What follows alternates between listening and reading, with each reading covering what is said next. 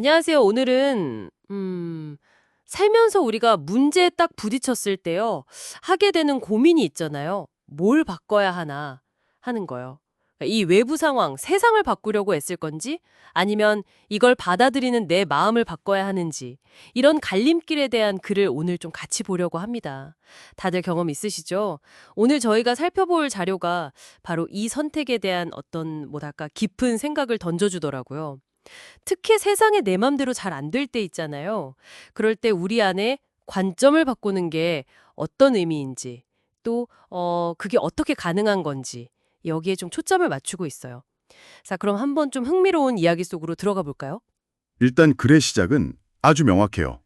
문제를 만났을 때 길은 두 개다. 세상을 바꾸든가 내 마음을 바꾸든가. 물론 세상을 바꾸면 좋죠. 근데 솔직히 그게 쉽지 않을 때가 훨씬 많잖아요. 그 현실부터 딱 짚어주네요.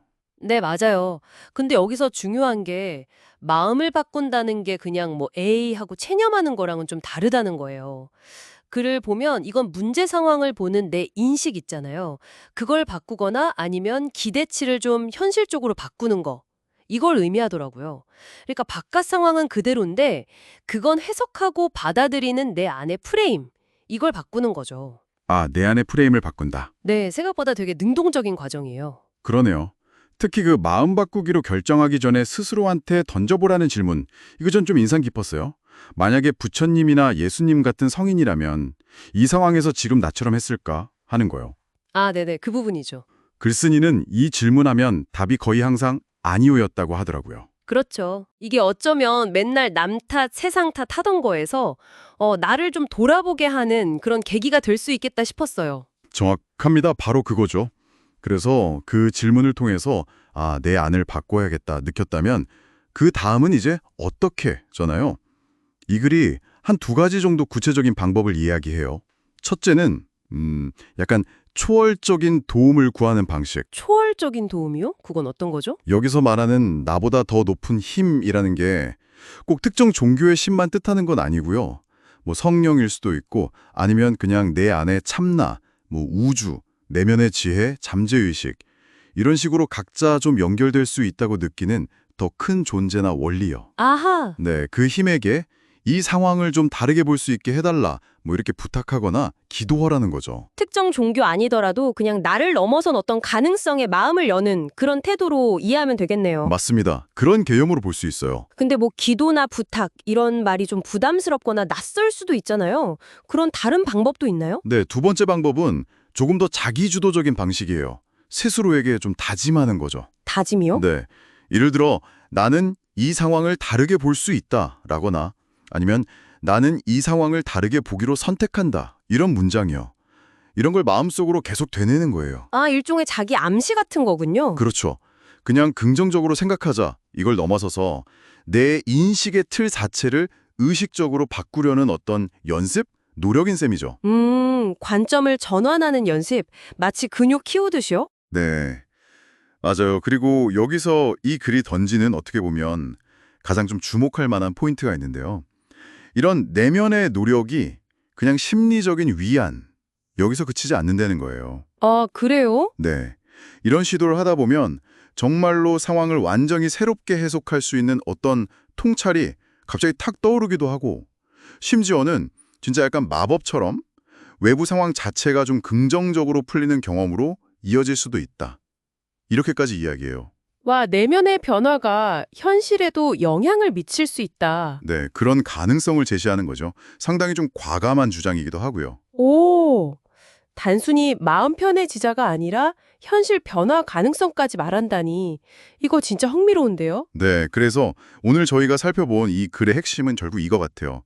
우리가 통제하기 어려운 상황에 맞닥뜨렸을 때 세상을 바꾸려고 막 애쓰는 것만이 유일한 길은 아니라는 거죠. 그렇죠. 다른 선택지가 있다는 거. 네, 우리 내면의 관점, 즉 인식을 바꾸는 선택지가 항상 있고 이게 때로는 더 강력한 힘을 가질 수도 있다.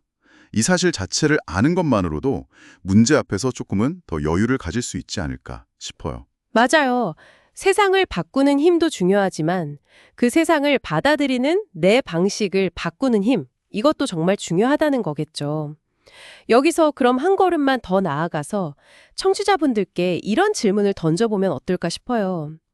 만약 당신이 어떤 상황을 다르게 보기로 정말 선택했을 때 그 변화된 관점이 당신의 행동에는 과연 어떤 영향을 줄까요? 그냥 생각만 바뀌고 끝일까요? 아니면 그 바뀐 생각 때문에 행동까지 자연스럽게 달라질까요? 이 부분이 오늘 저희 나눈 이야기에서 여러분이 각자 한 번 더 깊이 생각해 보실 만한 그런 질문이 아닐까 합니다. 안녕하세요. 오늘 함께 이야기 나눠볼 주제는 사람들을 이롭게 하겠다. 이렇게 마음먹는 것에 대한 건데요. 당신이 보내주신 글을 보면서 그 의미를 좀 더 깊이 파헤쳐 보려고 합니다. 이 글이 시작하는 지점이 흥미로워요. 우리 마음이 사실은 뭐랄까? 외부에서 프로그래밍된 목소리 같다는 거죠. 네, 맞아요. 어릴 때부터 듣고 배운 것들이 어느새 내 생각처럼 굳어진다는 그런 이야기죠. 그렇죠. 나도 모르게 형성된 어떤 필터 같은 거요. 네. 근데 중요한 건 이 이해를 다른 사람한테도 한번 적용해 보자는 거예요. 아, 다른 사람들도 그렇죠. 그 사람의 말이나 행동도 결국 그 사람만의 환경, 경험 속에서 나온 거다. 이렇게 보면요.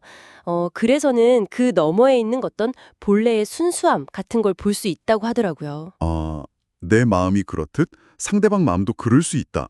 이걸 먼저 이해하는 거군요. 네, 거기서 시작하는 거죠. 근데 여기서 이야기가 와, 정말 확 점프를 해요. 다른 사람들을 부처님이나 예수님처럼 대하라니요. 심지어 그들을 이롭게 하겠다고 마음을 먹으라고요? 네, 그 부분이 사실 좀 파격적이죠. 그냥 비유가 아니라 정말 태도를 바꾸라는 척구 같아요. 태도요? 네. 상대를 정말 귀하게 여기고 뭔가 도움을 주려는, 이로움을 주려는 그런 적극적인 마음가짐. 그래서는 거의 섬긴다라는 표현까지 쓰는데 섬긴다. 와, 네, 그러니까 수동적으로 그냥 아, 그렇구나 이해하는 걸 넘어서 내가 먼저 나서서 뭔가 하려는 의지, 그걸 강조하는 거죠. 솔직히 매일 만나는 모든 사람을 그렇게 대하기가 가능할까 하는 생각이 먼저 드는데요. 특히 막 내 이익이랑 부딪힐 때는 더 그럴 것 같고요. 맞아요. 현실적으로 당연히 그런 마음이 들죠.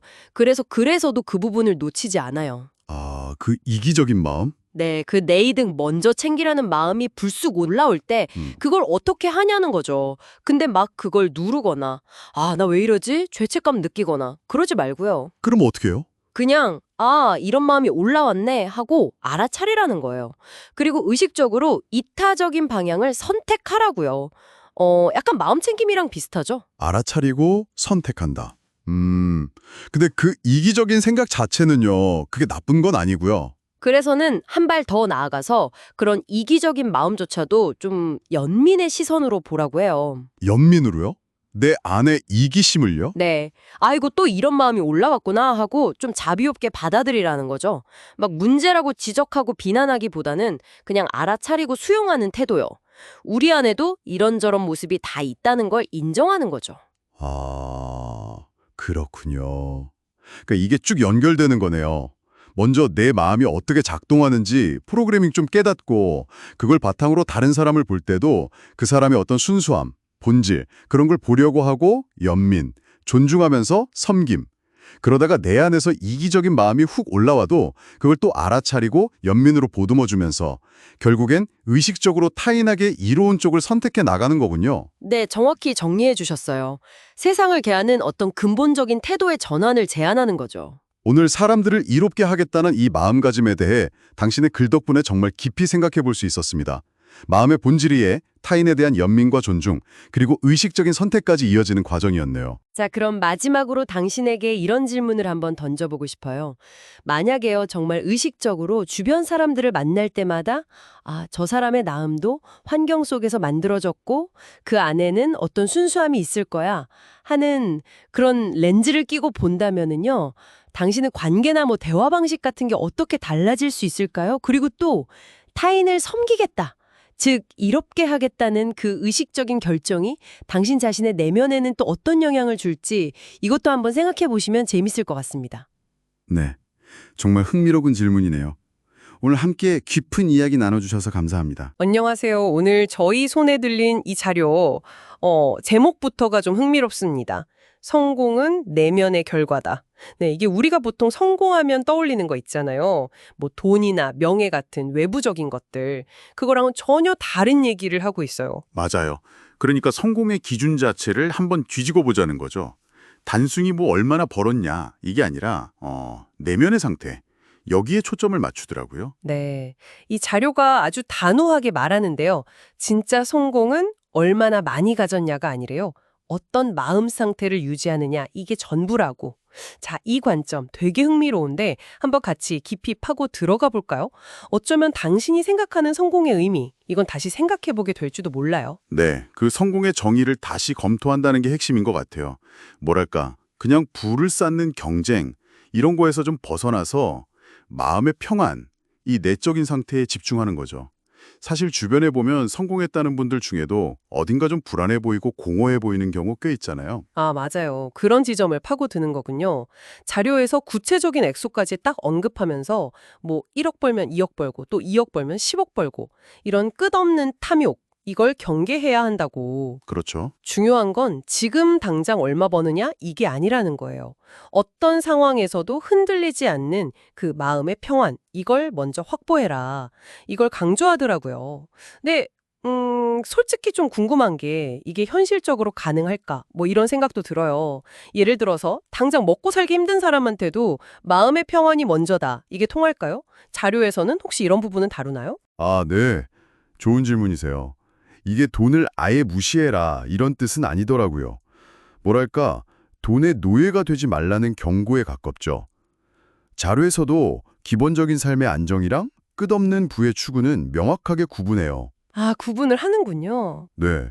일단 기본적인 안정이 딱 되고 나서도 계속 외부적인 부만 좇는 거. 그건 결국 내면의 평안을 해친다는 논리죠. 핵심은 우선순위인 거예요. 마음의 평안을 제일 위에 두고 외부 환경 있잖아요. 뭐 옆집 누구는 뭘 샀더다. 동창 누구는 얼마 번대. 이런 소식에 막 흔들리지 않는 거. 네네. 그런 단단한 내적 기준. 이걸 세우는 게 중요하다는 거죠.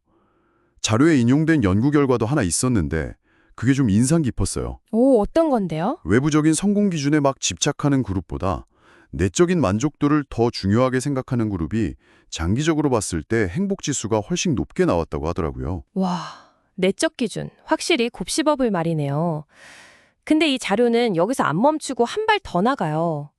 돈 자체를 목표로 삼지 말라고까지 하거든요. 그렇죠. 대신에 내가 이 짧은 인생 동안 세상에 어떤 좋은 영향을 줄 수 있을까? 이걸 생각하래요. 즉, 기여의 관점. 이걸로 삶을 보라고. 이건 뭐 성공 방정식 순서를 아예 뒤집는 느낌인데요. 정확해요. 바로 그 지점. 세상에 비여하는 가치. 여기에 집중하면 이게 좀 역설적인데 돈은 자연스럽게 따라온다는 거예요. 오, 이게 이 자료의 핵심 주장 중 하나예요. 성동의 인과관계를 아예 재정해야 하는 거죠.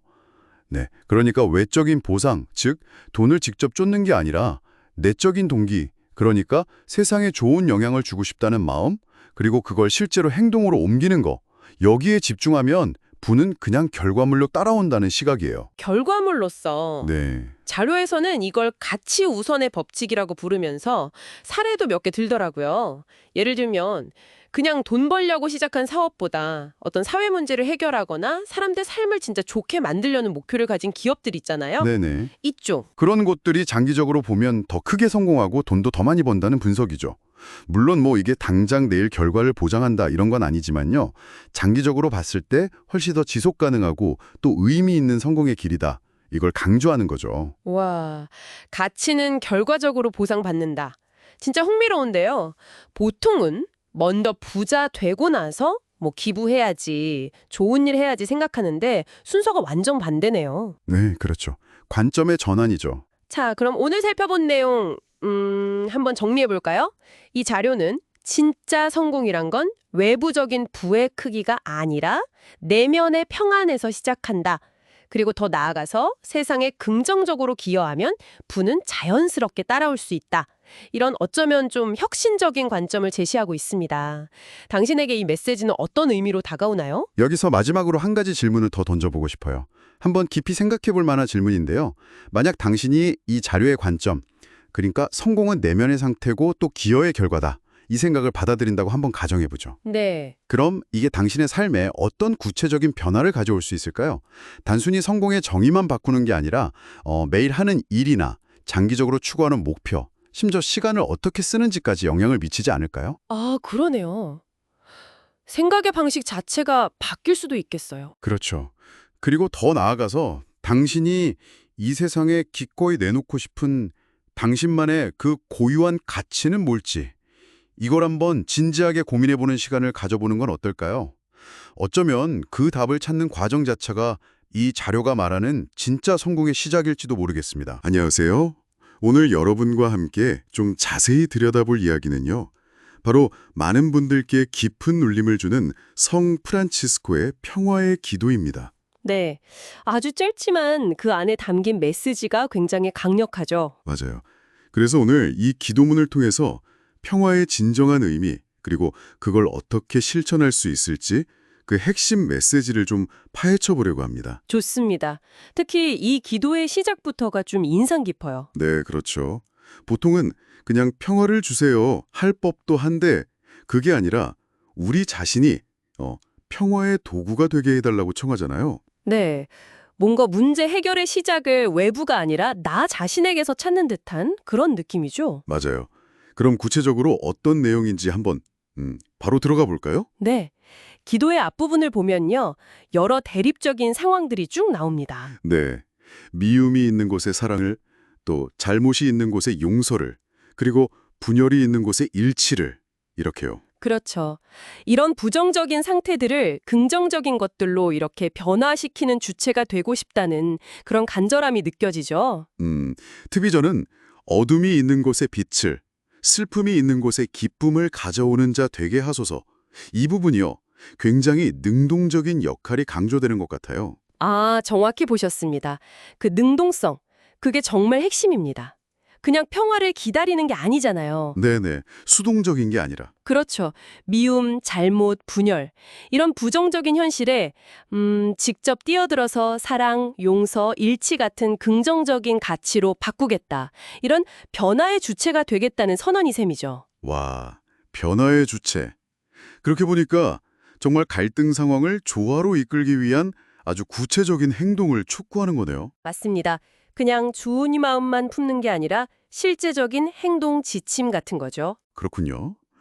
그런데 기도 후반부로 가면 분위기가 살짝 달라지는 느낌도 들어요? 네, 그렇죠. 외부 상황보다는 이제 내면의 자세로 좀 초점이 옮겨가는 것 같달까요? 예를 들면 위로받기보다는 위로하고 네, 이해받기보다는 이해하며 맞아요. 그리고 사랑받기보다는 사랑하게 하여 주소서 이런 구절들이요. 네, 바로 그 지점이 정말 중요합니다. 그런 외부 세계를 바꾸려는 행동의 근본 동력, 그러니까 그 뿌리가 되는 마음가짐이 어때야 하는지를 쫙 보여주는 거죠. 아, 행동의 뿌리, 네, 여기서 강조하는 건 철저하게 주는 자세예요. 주는 자세? 네, 받으려는 생각보다 먼저 주고, 또 이해받고 싶지만 먼저 이해하려고 노력하고, 사랑받고 싶은 마음보다 먼저 사랑하겠다는 거. 이런 이타적인 태도를 말하는 거죠. 이타적인 태도? 그리고 바로 이 자세가 기도 마지막 부분에 나오는 그 유명한 역설적인 진리랑 딱 연결이 되는 겁니다. 아, 그 마지막 구절들. 왜냐하면 우리는 나를 잊음으로써 나를 찾고 네, 용서함으로써 용서받으며 죽음으로써 깨어나 영생에 들어가기 때문입니다. 맞아요. 이 역설적인 표현들. 이게 진짜 이 기도의 정수가 아닐까 싶기도 하고 처음엔 좀 갸우뚱하게 되잖아요. 그렇죠. 이게 그냥 쓱 읽고 넘어갈 구절이 아니라 상당한 성찰을 요구하죠. 네. 나를 잊는다는 게 뭘까? 뭐 이런 생각도 들고요. 네, 여기서 나를 잊는다는 건 아마도 이기심, 자기 중심적인 생각에서 벗어나는 것.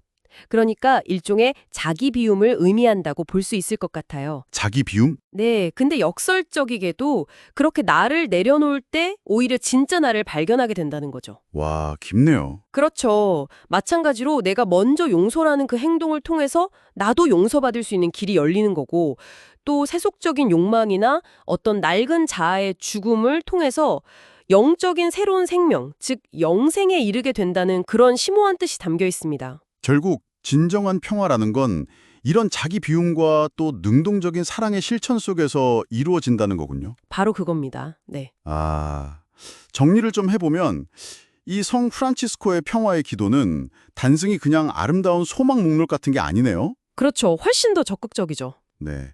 현실 속의 어려움들, 그러니까 미움이나 절망, 슬픔 같은 것들에 정면으로 맞서서 사랑과 희망, 기쁨을 심는 그런 평화의 도구가 되겠다는 아주 강력하고 능동적인 다짐인 것 같아요. 맞습니다. 선언이죠. 그리고 그 길은 참 놀랍게도 나를 내어주는 그 역설에서 시작된다는 깊은 지혜를 주는 것 같고요.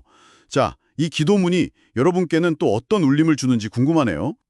이 기도가 가진 종교적인 배경이나 함의를 잠시 옆에 두고 보더라도요. 그 핵심 원리 있잖아요. 네, 핵심 원리? 네, 부정적인 상황을 긍정적인 행동으로 적극적으로 바꾸려는 의지. 예를 들어 미움을 사랑으로 바꾸려는 그런 노력 같은 거요. 이게 여러분의 그냥 일상적인 관계나 아니면 마주하는 여러 어려움들 속에서 어떻게 적용될 수 있을지 한번 생각해 보시는 것도 꽤 흥미로울 것 같아요. 아, 일상에서의 적용. 좋은 포인트네요. 오늘날 신학적인 의미를 꼭 따지지 않더라도 우리 각자가 평화의 도구가 된다는 게 구체적으로 어떤 모습일 수 있을까? 이런 질문을 한번 마음에 품고 돌아가시는 것도 의미 있지 않을까? 네, 그렇게 생각합니다. 안녕하세요, 청취자 여러분. 오늘은 이해, 연민, 그리고 용서라는 좀 깊은 주제를 다뤄볼까 합니다. 여러분이 보내주신 글 중에 아주 짧지만 통찰력이 느껴지는 글이 있었어요. 네, 맞아요. 우리가 보통 실수나 약점을 마주했을 때 어떻게 반응하는지 좀 다른 시각을 제시하는 글이죠. 핵심 아이디어가 우리 자신의 부족함을 볼 때 마치 어린아이를 대하듯이 하자는 거잖아요. 너그럽게 이해하고 또 연민을 느끼자는. 근데 사실 말은 쉬운데 이게 실제로는 참 어렵죠. 그렇죠. 그런데 이 글에서 흥미로운 점은요. 그 어린아이를 바라보는 시선이 단순히 남을 위한 게 아니라는 거예요. 자료를 보면 이 관점이 결국 우리 자신을 치유하는 뭐랄까 열쇠가 된다고 하거든요. 아, 자신을 치유하는 열쇠요? 네, 먼저 나 자신에게 그런 연민 어린 시선을 보낼 수 있을 때 비로소 다른 사람에게도 진심으로 친절해질 수 있다는 거죠. 아하, 그래서 자신을 치유함으로써 타인도 치유하게 되고 타인을 용서함으로써 자기 자신도 용서받게 된다. 이런 구절이 나오는 거군요. 이게 무슨 선순환 같기도 하고요. 정확해요. 그 상호적인 치유 과정이라는 개념. 용서라는 게 그냥 내가 너를 용서한다. 이게 아니라 서로 영향을 주고받는다는 거죠. 그 시작이 바로 우리의 좀 인간적인 약점, 실수, 부족함 이런 것들을 너그럽게 봐주는 데서 출발하는 거고요. 듣고 보니 그런데요. 이걸 그럼 청취자분들이 일상에서 어떻게 적용해 볼 수 있을까요? 뭐랄까 그냥 좋은 말이긴 한데 막상 하려면 막막할 수도 있잖아요. 물론이죠. 쉽지 않을 수 있어요. 근데 그래서 힌트를 주잖아요. 어린아이를 바라보듯이라는 그 구체적인 관점이요. 그러니까 뭔가 잘못을 봤을 때 바로 비난하거나 평가하기보다는 저럴 수도 있겠구나 하는 그 연민의 시선으로 바라보는 연습을 해보는 거죠. 연습이요. 네. 그게 바로 자신과 타인을 향한 어떤 진정한 친절의 시작이 될 수 있다는 거예요. 근데 여기서 조금 궁금한 게 생기는데요. 이런 연민의 시선이 자칫하면 좀 큰 잘못이나 해로운 행동까지 뭔가 정당화하는 것처럼 보일 위험은 없을까요? 그 점 정말 중요해요. 좋은 지적인데요.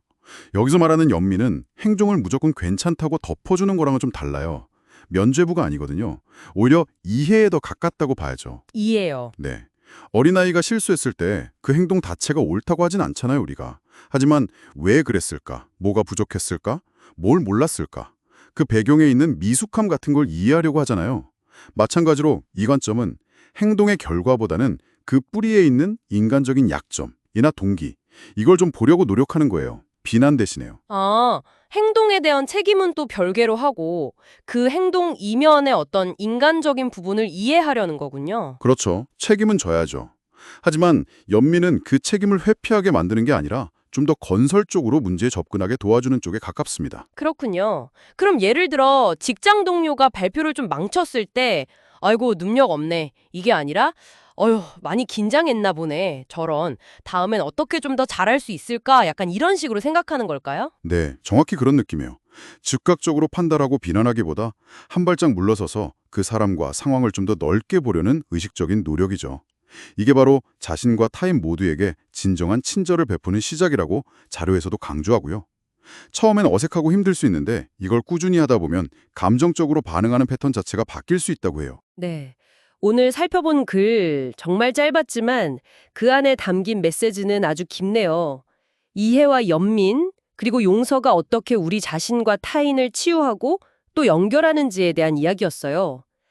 핵심은 역시 그 어린 아이를 대하듯 한 너그러운 시선으로 나와 타인의 불완전함을 받아들이는 연습인 것 같습니다. 맞습니다. 그래서 마지막으로 청취자분들께 이런 질문을 한번 던져보고 싶어요. 만약 오늘 혹은 앞으로 살아가면서 나 자신의 예상치 못한 실수나 아니면 다른 사람의 좀 부족한 모습을 마주했을 때요. 그때 잠시만 멈춰서 이 어린아이를 바라보는 시선을 한번 의식적으로 적용해 본다면 어떨까요? 과연 내 감정이나 반응이 어떻게 달라질지, 또 어떤 다른 가능성이 열릴지 한 번쯤 생각해보는 시간을 가져보시면 좋겠습니다. 안녕하세요. 오늘 저희와 함께 좀 깊이 파헤쳐볼 주제는요. 바로 인간 삶의 목적입니다. 네, 안녕하세요. 저희가 받은 텍스트가 하나 있는데 그 구절을 중심으로 한번 그 의미를 탐색해 보려고 해요. 아, 네. 흥미로운 주제네요. 이 글이 상당히 뭐랄까 좀 대담한 제안을 던지거든요. 어떤 내용인가요? 당신 삶의 목적을 당신의 운명을 실행함으로써 인류에 봉사하고 의식 성장을 통해 깨달음을 추구하는 것으로 삼아라. 딱 이렇게요. 아, 운명 실행, 인류 봉사, 의식 성장과 깨달음 추구. 네 가지네요. 네, 그렇죠. 이 문장 곱씹어 볼수록 참 흥미로운데요. 여기서 운명이라는 게 뭘 의미하는 걸까요? 이게 뭐 정해진 길 같은 걸까요? 아니면 좀 다른 뜻이 있을까요? 좋은 질문인데요.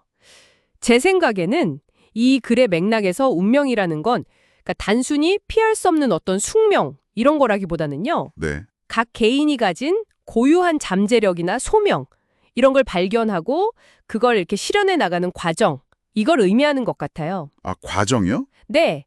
그냥 살아남는 걸 넘어서 자신만의 가치를 세상에 펼치는 그런 여정이죠. 그렇군요. 잠재력 실현. 네.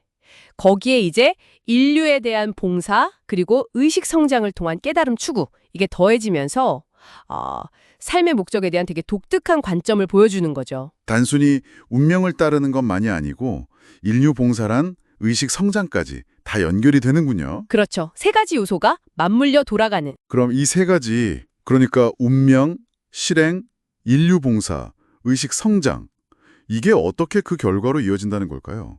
미래에 대한 고군분투가 사라지고 내적인 풍요로움을 경험하게 된다. 이 연결고리가 좀 궁금해지는데요. 네, 그게 핵심인데요. 아마 관점의 전환에 있지 않나 싶어요. 관점의 전환이요? 네. 그러니까 보통 우리가 외부적인 성취나 아니면 불확실한 미래에 대한 걱정, 여기에 에너지를 많이 쏟잖아요. 아, 맞아요. 늘 불안하죠. 그렇죠. 그런데 이 글은 그 대신에 자신의 내면, 그러니까 아까 말한 고유한 잠재력, 즉 운명을 발현시키고 또 의식을 성장시키는 데 집중하라는 거죠. 내면에 집중하라. 네. 그리고 인류에 봉사하는 것도 어떻게 보면 그냥 남을 위해서 희생한다. 이런 느낌보다는요. 네. 자신의 운명을 실현하고 깨달음을 추구하는 그 과정에서 뭐랄까 자연스럽게 나오는 결과로 볼 수 있다는 거예요. 아, 자연스러운 결과요? 그렇죠. 이렇게 내면에 집중하다 보면 미래에 대한 불안은 자연스럽게 좀 줄어들고 현재에 기반한 어떤 깊은 만족감, 이걸 내적인 풍요로움이라고 표현한 것 같아요. 아, 그렇군요. 그러니까 외부 환경이나 뭐 미래 예측 이런 거에 휘둘리는 게 아니라 네네. 내가 통제할 수 있는 내면의 성장, 그리고 자기 실현, 여기에 딱 집중함으로써 불안을 좀 해소하고 만족을 찾는다는 그런 말씀이시군요. 정확합니다. 그리고 깨달음 추구, 이것도요. 네. 뭐 엄청 거창하게 들릴 수도 있잖아요. 깨달음 이러면. 그렇죠. 약간 종교적인 느낌도 들고요. 네. 근데 여기서는 아마도 그냥 지속적인 자기 이해와 성장, 이걸 통해서 더 넓은 시야를 갖게 되고 더 깊은 지혜를 얻어가는 그 과정 전체를 의미하는 것 같아요. 아, 지속적인 자기 성찰과 배움의 과정. 네, 그렇게 이해하면 되겠네요. 그렇죠. 자신의 운명을 이해하고 또 인류에 기여하고 끊임없이 배우고 성장하는 것. 이 세 가지가 서로 좋은 영향을 주면서 선순환을 이루고 그게 결국 내면의 평화를 가져다 준다. 이게 이 글의 핵심 주장인 셈이죠. 결국 이 짧은 글은 삶의 목적을 외부가 아니라 내면에서 찾아라. 이렇게 말하는 거네요. 네, 맞아요. 구체적으로는 자신의 고유한 길을 가고, 즉 운명을 실행하고 그렇죠? 그 과정에서 타인과 세상에 긍정적인 영향을 주고, 이게 인류 봉사, 네. 그리고 끊임없이 자신을 탐구하고 성장시키는 것, 의식 성장과 깨달음. 맞습니다. 이럴 때 비로소 미래에 대한 걱정에서 좀 벗어나서 진정한 만족을 얻을 수 있다. 이런 제안이군요. 네, 그래서 이 관점이 당신에게 또 우리 모두에게 중요한 질문들을 던지는 것 같아요. 어떤 질문들일까요? 예를 들면 당신에게 운명이란 무엇으로 다가오나요? 이런 거요. 꼭 뭐 거창하지 않아도 괜찮거든요. 나에게 운명이란, 네. 또 당신의 일상 속에서 인류에 봉사하는 작은 실천은 뭐가 있을 수 있을까요? 뭐 이런 것도 생각해 볼 수 있겠죠. 아, 작은 실천, 봉사라고 해서 꼭 대단한 게 아니어도 된다는 거군요. 그렇죠. 그리고 또 의식 성장을 위해서 오늘 당장 내가 시도해 볼 수 있는 건 뭘까? 이런 생각들을 하게 만드는 거죠. 네, 정말 생각할 거리를 많이 던져주네요. 네. 자, 오늘 이 탐구를 마무리하면서요. 당신께 이런 질문을 한번 남겨보고 싶습니다. 네, 이 글의 관점에서 볼 때 당신의 잠재력을 발견하고 또 내면의 성장을 이루기 위한 첫걸음, 정말 아주 작지만 의미 있는 그 한 걸음은 무엇이 될 수 있을까요? 첫걸음. 네. 이 질문을 한번 마음속에 품고 잠시 생각해 보시는 건 어떨까요? 안녕하세요. 오늘 저희가 함께 살펴볼 주제는 어둠을 택하는 영혼입니다. 짧지만 깊은 울림을 주는 글귀인데요.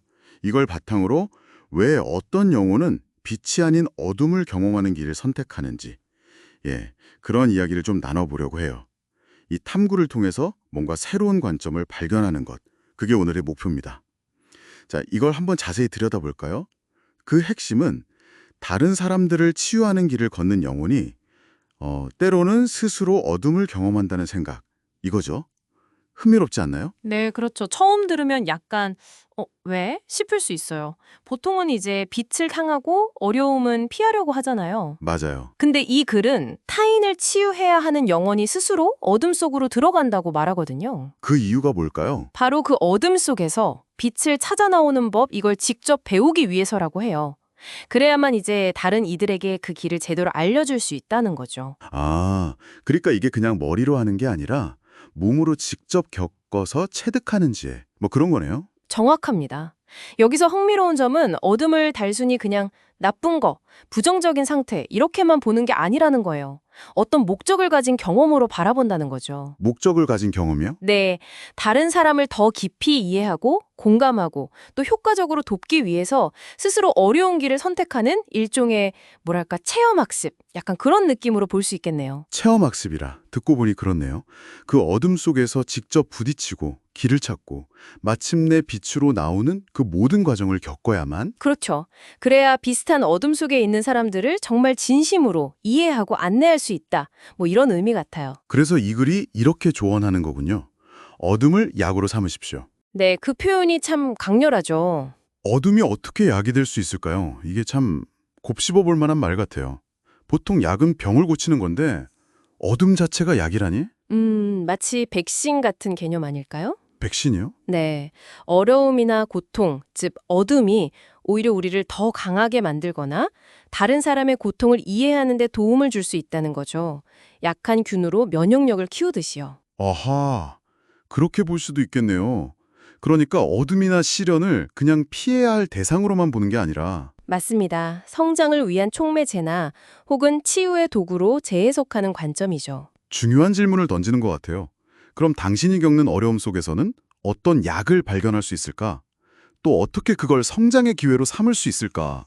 이런 생각을 해보게 되네요. 네, 맞아요. 여기서 중요한 건 어둠에 그냥 빠져드는 게 아니라 그걸 의식적으로 활용해서 성장의 재료로 삼는다는 그 태도인 것 같아요. 물론 그 과정이 쉽거나 즐겁진 않겠죠. 당연히. 당연하죠. 고통스러울 수 있습니다. 하지만 이 글귀는 그 고통 속에서도 의미를 찾고 그걸 통해서 궁극적으로는 자신과 타인을 위한 더 큰 선으로 나아갈 수 있다. 이런 가능성을 보여주는 것 같아요. 자, 그럼 이 모든 게 뭘 의미할까요?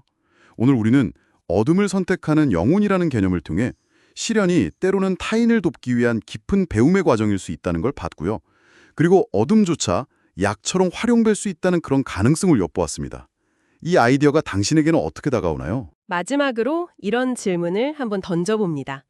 만약 이 관점을 조금이라도 받아들인다면 당신 자신의 어려움을 보는 시각뿐만 아니라 지금 힘겨워 보이는 다른 사람의 여정을 바라보는 당신의 시선에도 어떤 변화가 생기지 않을까요? 어쩌면 그들의 어둠 속에도 그들 스스로 선택한 혹은 그들만이 배우고 있는 고유한 배움의 과정이 숨겨져 있을지도 모른다는 생각, 한 번쯤 곱씹어 볼 만한 질문인 것 같습니다. 청취자분, 안녕하세요. 오늘 저희가 좀 깊이 다뤄볼 주제는요. 보내주신 자료를 바탕으로 한 건데 밖이 아닌 내면으로 시선을 돌리는 것에 대한 이야기입니다. 네. 그러니까 마음의 평화나 삶의 풍요로움 같은 걸 외부에서 찾지 말고 내 안에서 찾아야 한다. 이런 관점이더라고요. 맞아요. 그래서 오늘 이걸 파헤쳐 보면서 왜 내면을 봐야 하는지 또 방법은 뭔지 좀 확실하게 알아보는 시간을 가져보죠. 네, 좋습니다. 핵심은 그거죠. 우리가 보통 문제 생기면 저 사람 때문에, 환경 때문에 이렇게 밖에서 원인을 찾잖아요. 그렇죠. 습관적으로 그렇게 되죠. 근데 그게 아니라 아예 시선을 바꿔서 나의 내면, 그러니까 내 마음 상태나 마음이 어떻게 작용하는지 여기서 답을 찾으려는 시도인 거죠. 관점의 전환이네요. 네, 처음엔 좀 낯설 수도 있어요. 맞아요. 자료 보니까 마음 불편할 때 보통 저 사람 때문에 힘들어. 이 상황 진짜 왜 이래? 막 이러잖아요. 그렇죠. 흔히 그렇죠. 근데 그럴 때일수록 오히려 내 마음 씀씀이 내가 지금 마음을 어떻게 쓰고 있나 이걸 먼저 보라고 하더라고요. 심지어 무의식까지요. 네, 맞습니다. 그 무의식까지 포함해서요. 이 부분이 진짜 좀 뭐랄까 핵심 같은데요. 왜 바깥이 아니라 굳이 내 안을 들여다봐야 할까요? 이게 재미있는 게 그냥 긍정적으로 생각해라 이런 차원이 아니에요. 단순한 위로가 아니군요. 네, 그보다는 훨씬 더 근본적인 접근법으로 제시가 돼요. 그러니까 내면의 진짜 평화, 또 풍요로움, 이걸 얻으려면 외부 자국에 내가 어떻게 반응하는지 그 마음 씀씀이랑 그 뿌리가 되는 무의식 패턴 있잖아요. 네네. 그걸 알아차리고 다루는 게 핵심이라는 거죠. 이걸 좀 더 크게 보면요. 결국 내 안의 상태가 내가 세상을 경험하는 방식, 현실을 인식하는 방식 자체에 그냥 직접 영향을 준다는 거예요. 같은 상황이라도 내 마음 상태에 따라 완전 다르게 느껴질 수 있다는 그런 말씀이시군요. 바로 그거죠. 그러니까 내 마음이 세상을 보는 필터 역할을 하는 셈이죠. 와, 중요하네요. 그럼 이 내면을 들여다보고 다스리려면 구체적으로 뭘 어떻게 해야 하는지 자료에선 뭘 제시하고 있나요? 궁금한데요. 네, 이 자료들에서 흥미롭게 한 3가지 방법을 이야기하고 있어요. 3가지나요? 네, 첫째는 감정자유 기법, EFT요. 들어보셨나요? 이모셔널 프리덤 테크닉. EFT. 이름은 들어본 것 같기도 하고 좀 생소한데요? 네, 이게 뭐냐면 우리 몸에 있는 특정 경혈점 같은 데 있잖아요. 에너지 통로 지점. 거기를 가볍게 이렇게 톡톡 두드리면서 좀 부정적인 감정이나 아니면 몸이 불편한 거 이런 걸 해소하게 돕는 일종의 심리 에너지 기법이라고 해요. 오, 경혈점을 두드리면서요? 신기하네요. 그럼 2번째는요? 2번째는 금강경 독송입니다. 이건 불교 경전이죠. 금강경. 네네. 네, 금강경을 소리내서 읽으면서 마음을 딱 집중시키고 막 일어나는 생각이나 번뇌 같은 거 있잖아요. 그런 걸 가라앉히는 전통적인 수행법이죠. 하나는 몸을 두드리고 하나는 경전을 읽고 그럼 마지막 3번째는요? 3번째가 마음 받치기라는 방법인데요. 자료에서는 특히 백성옥 박사님 가르침을 좀 찾아보라고 권하고 있어요. 백성옥 박사님이요? 네. 간단히 말하면 내 마음, 특히 내가 잘 알아차리기 힘든 그런 부정적인 생각이나 감정 같은 걸 의식적으로 딱 알아차려서 그걸 뭐랄까 내려놓거나 아니면 어떤 절대적인 존재에게 그냥 온전히 맡긴다. 이런 느낌의 수행법으로 이해하시면 될 것 같아요. 마음을 알아차리고 내려놓거나 맡긴다? 네. 그래서 이 3가지 방법들이요. EFT, 금강경 독숭, 마음 맞추기. 이게 다 공통적인 목표가 뭐냐면 결국에는 자기 무의식을 정화하고 바로 잡아나가는 거. 이걸 위해서라고 설명하고 있습니다. 그렇군요. 방법은 다 다른데 결국 내면 깊숙이, 특히 무의식에 접근하려는 시도라는 게 참 인상 깊네요. 자, 그럼 이 모든 이야기들이 우리 청취자분께는 어떤 의미가 있을까요?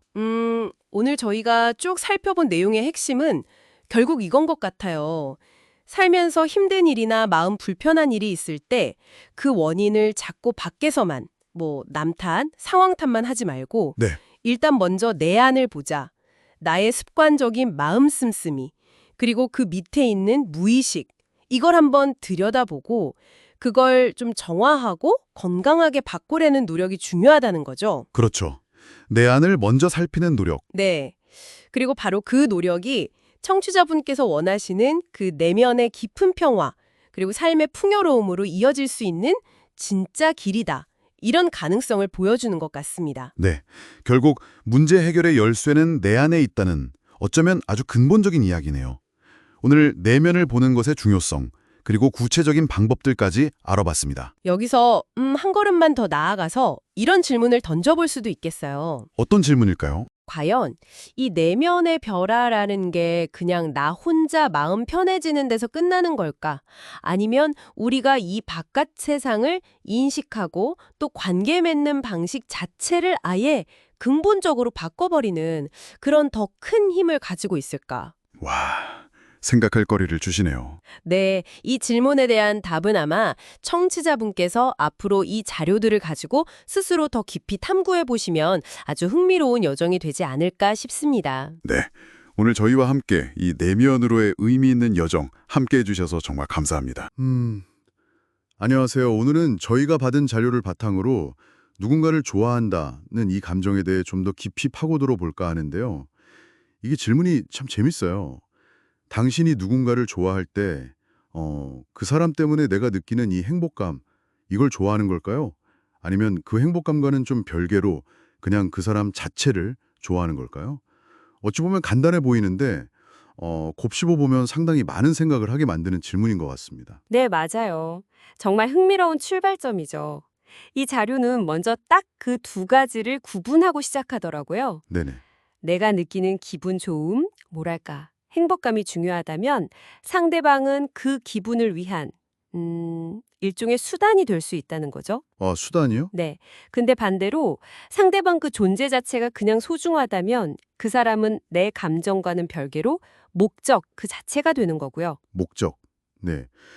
일단 여기까지는 개념적으로 이해가 되는데, 이게 왜 그렇게 중요한 구분일까요? 여기서부터 이제 조금 더 근본적인 이야기가 나와요. 바로 이원성이라는 개념인데요. 이원성. 좀 어렵게 들리네요. 쉽게 말하면요.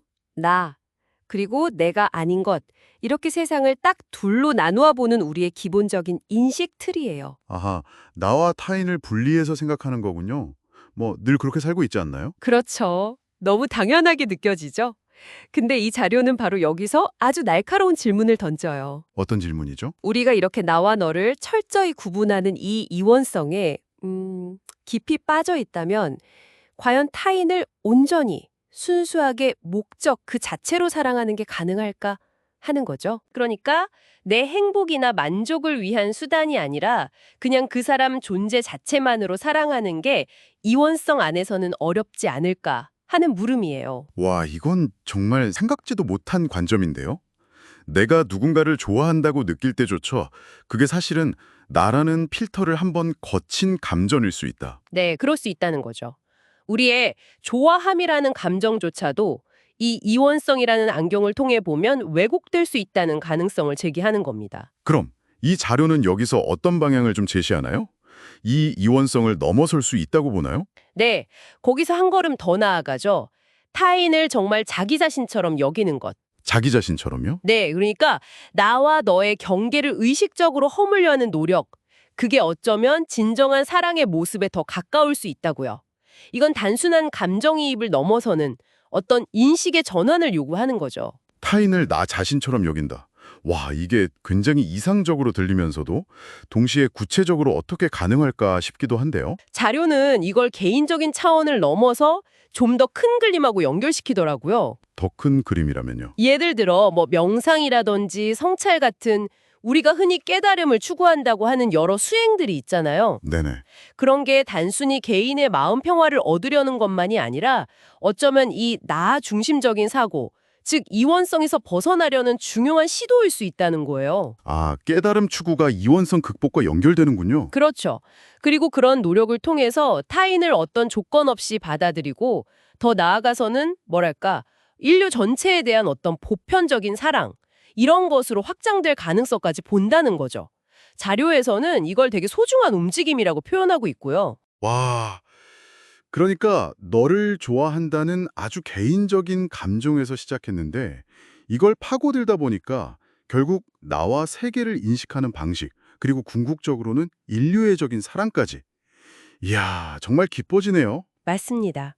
우리가 정말 일상에서 그냥 무심코 쓰는 좋아한다는 말 한마디에 어떻게 보면 관계의 본질, 수단이냐, 목적이냐, 또 인식의 틀, 이원성이냐, 아니냐, 그리고 사랑의 궁극적인 형태에 대한 이런 철학적인 질문들이 다 숨어 있었던 셈이죠. 그렇군요. 자, 그럼 오늘 우리가 같이 살펴본 이 내용들, 이걸 바탕으로 이제 당신의 관계들을 한번 돌아보시면 어떨까요? 당신이 누군가를 향해서 아, 나의 사람 좋아한다 라고 느낄 때 그 마음은 과연 어디에 더 가까운 것 같으신가요? 내게 행복감을 주는 대상으로서인가요? 아니면 그 사람 존재 자체를 향한 마음인가요? 그리고 또 하나 생각해 볼 것은 그 둘 사이의 경계가 과연 칼로 자르듯이 명확하게 나뉠 수 있는 걸까요? 아니면 늘 조금씩 뒤섞여 있는 걸까요? 이 질문들에 대한 당신만의 답을 한번 찾아가 보는 과정, 그 과정 자체가 당신의 관계와 또 당신의 삶에 어떤 새로운 의미, 새로운 시각을 열어줄 수 있을지 한번 고민해 보시면 좋겠습니다. 네, 그 고민이 바로 오늘 저희가 당신에게 던지는 마지막 질문이 되겠네요. 안녕하세요, 청취자 여러분. 오늘 저희가 함께 좀 깊이 들어가 볼 질문은 이거예요. 왜 유독 어떤 사람들의 행동이 나를 이렇게 신경 쓰이게 할까? 네. 보내주신 자료들을 보니까 그 답이 의외로 바깥이 아니라 바로 우리 자신, 그러니까 내면에 있을 수 있다. 뭐 이런 이야기를 하더라고요. 맞아요. 이게 참 재미있는 관점이죠. 다른 사람을 통해서 나를 본다는 거잖아요. 네네. 그래서 오늘 이 연결고리를 한번 같이 따라가 보려고 합니다. 좋습니다. 핵심 개념이 투사인 것 같아요. 그렇죠? 네, 그렇죠. 심리학에서도 많이 쓰는 개념인데 간단히 말하면 내 안에 어떤 생각이나 감정, 특히 좀 내가 받아들이기 싫은 그런 부분을 다른 사람에게서 보는 것처럼 느낀다는 거잖아요. 맞아요. 자료의 그 구절이 딱 정확한 것 같아요. 타인을 향한 우리 내면의 공격적인 마음이 세상에 투사된다. 그래서 우리는 타인이 우리에게 공격적일 거라고 지각하게 된다. 와, 이거 정말 생각해 볼 지점이에요. 여기서 중요한 건 이게 그냥 오늘 기분이 좀 안 좋네 이 정도 수준이 아니라는 거죠. 그 이상인가요? 네, 세상을 인식하는 방식 자체를 왜곡시킬 수 있다는 거예요. 자료에서도 이걸 일종의 심리적 방어 기제로 설명하잖아요. 네네, 봤어요. 내가 받아들이기 힘든 내 안에 어떤 감정, 욕구 이런 것들을 무의식적으로 남에게 돌리는 거죠. 그러니까 내 안에 불편한 신실을 마주하기보다는 그냥 외부에서 원인을 찾는 게 더 쉬우니까요. 그렇죠. 훨씬 편하죠, 심리적으로는. 그래서 자료에서 구체적인 예시들을 막 들었던 거군요. 네, 어떤 예시들이 있었죠? 예를 들면 누가 좀 잘난 척하는 것처럼 보일 때요. 그럴 때 혹시 내 마음속에 우월하고자 하는 마음이 있나 하고 돌아보라고 하잖아요.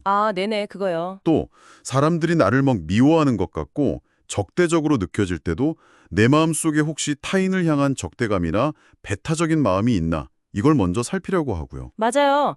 단순히 저 사람이 문제야 이게 아니라 이걸 나를 돌아보는 신호로 삼으라는 거거든요. 네, 일종의 거울처럼요. 그렇죠. 이게 비단 분노나 적대감에만 해당되는 것도 아니에요. 그래요? 또 어떤 게 있을까요? 예를 들어서 다른 사람이 나를 속일까 봐 계속 불안해하고 걱정하는 마음 있잖아요. 네, 있죠. 의심 많아지고. 네, 그것조차도 어쩌면 내 마음에 남을 속이고자 하는 마음이 잠재되어 있지는 않은지 살펴보라는 신호일 수 있다는 거예요. 와, 이건 좀 섬뜩한데요? 그렇죠. 이걸 깊이 생각해보면 우리가 경험하는 이 사회적인 현실이라는 게 글쎄요, 과연 얼마만큼 객관적일까? 그리고 얼마만큼이 내 내면이 만들어낸 일종의 환상일까? 이런 질문까지 가게 되네요. 네, 정말 중요한 질문이죠. 그럼 이게 계속 반복되면 힘들잖아요. 이 투사의 고리에서 좀 벗어나려면 어떻게 해야 할까요? 여기서 이제 자료가 대안을 제시하죠. 네, 그 부분이 인상 깊었어요. 내면의 평화와 사랑을 의식적으로 키우는 거예요. 맞습니다. 내 마음이 고요하고 사랑으로 차 있으면 그 다음이 중요하죠. 상황을 다르게 보게 된다고요? 네, 그 결과가 정말 놀라워요. 내면이 정말 평온하고 뭐랄까 사랑으로 가득 차면요. 예전에는 막 공격적으로 보였던 타인의 행동 있잖아요. 네. 그걸 연민으로 봐낼 수 있다고 해요. 연민으로요? 와. 그리고 막 과시적으로 느껴졌던 행동조차도 애정으로서 바라볼 수 있다고 하고요. 와, 이게 정말 가능한 건가 싶기도 한데. 그만큼 내면의 상태가 중요하다는 거죠. 밖을 바꾸려고 애쓰는 것보다 내 안을 바꾸는 게 우리가 세상을 경험하는 방식을 근본적으로 변화시킨다는 거예요. 그러네요. 내면이 평온하면 굳이 막 방어 기제를 써서 남한테 뭔가를 투사할 필요 자체가 줄어들겠군요. 정확합니다. 그럴 필요가 없어지는 거죠. 결국 오늘 이야기의 핵심은 이거네요. 우리가 세상을 보는 방식, 특히 다른 사람들을 인식하는 그 방식이 사실은 우리 내면 상태의 반영일 수 있다는 것. 네, 그렇죠. 그래서 자기 성찰이 단순히 그냥 나를 아는 것, 이걸 넘어서서 세상을 경험하는 방식 자체를 바꿀 수 있는 열쇠가 될 수 있다는 점. 이게 참 흥미로웠습니다. 네, 아주 중요한 포인트죠. 마지막으로 청취자 여러분께 이런 질문을 한번 던져보고 싶어요. 네, 어떤 질문인가요? 자료에서 이야기한 것처럼 내면 상태가 타인의 부정적인 행동에 대한 우리의 인식을 바꿀 수 있다면요. 그럼 반대로 우리가 의식적으로 우리 안에 긍정적인 자질들 있잖아요. 네, 뭐 아까 말한 사랑이나 고요함 같은 거요. 네, 맞아요. 그런 것들을 적극적으로 키워나가는 것이 우리의 상호작용이나 경험을 어떻게 좀 더 능동적으로 만들어갈 수 있을까요? 아, 그러니까 수동적으로 인식이 바뀌는 걸 넘어서서 내가 먼저 긍정적인 현실을 만들어갈 수도 있지 않을까 하는 질문이시군요. 네, 바로 그겁니다. 이게 우리가 세상을 경험하는 방식 자체를 어떻게 더 긍정적으로 구축해 나갈 수 있을지 한번 생각해 보시는 것도 꽤 의미 있는 탐구가 될 것 같습니다.